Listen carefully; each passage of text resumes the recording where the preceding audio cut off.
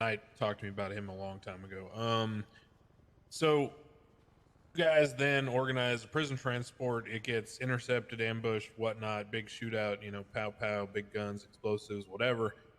I vaguely saw and skimmed 3 search warrants for people whose like DNA was found as a result of that shootout, right? So those 3, for me, I just contributed very briefly to the other judges and said that's a slam dunk for me. If you're breaking out a terrorist or prison transport and your DNA is all over the ground next to bullet casings, then your shit should get searched. So no problem there for me.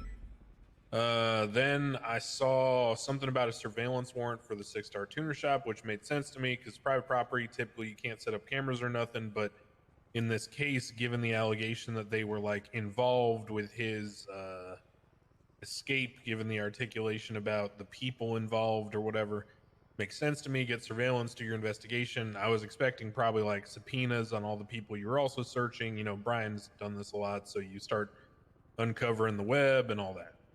To my understanding, then there was also a search warrant for the tuner shop, and this is where it gets a little murky.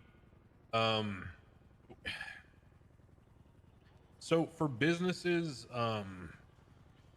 my perspective is that typically, if like, let's say we arrest someone dealing meth on the corner, and you want to search all their shit to find like more meth, that makes sense to me. It's like 1-to-1, right? We got rid of the key issue, so we've kind of eliminated the idea of like all the chain rating and the different people involved. It's like if you get caught dealing meth, we're gonna check all your shit. If you get caught dealing meth, we're gonna check all your shit for more meth. Makes sense to me. With businesses, it's tricky because typically the logic of like 51 versus 49% of is there evidence of the crime in this location?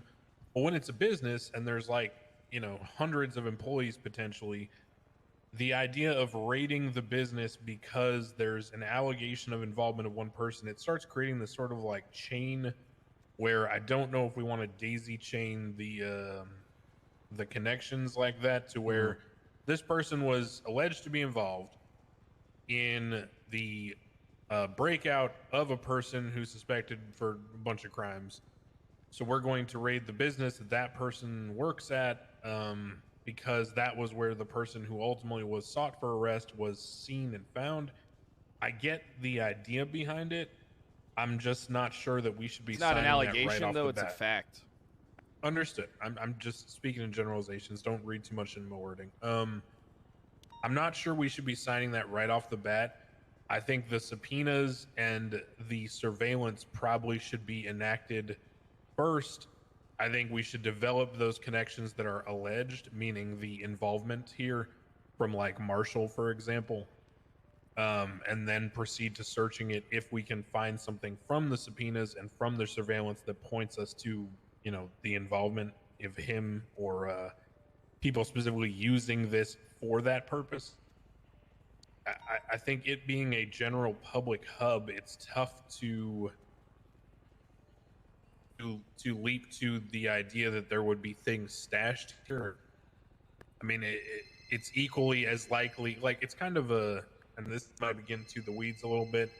Have you ever heard the theory of like, people talking about like the probability behind God existing or not? It's kind of like, it's not a binary solution of is God real or not. There's a question of is my God real or the Hindu God or the fire God on top of the mountain? So it's not really a question of yes or no. It's a question of, are you going to pick one thing out of all the possible scenarios? So when we're talking about probabilities of 51 versus 49%, are we really talking about whether or not things could be in the tuner shop or not? Or are we talking about this person who has access to the tuner shop could also stash things in a warehouse or their house or anywhere else?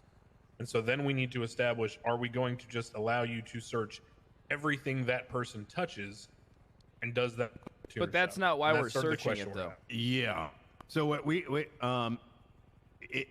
what you're saying, I think we hear that loud and clear, and I don't think we would have pushed the warrant. Yeah, exactly. We hear you loud and clear on all that shit, but that's not anywhere close as to why we deemed it necessary to submit a warrant.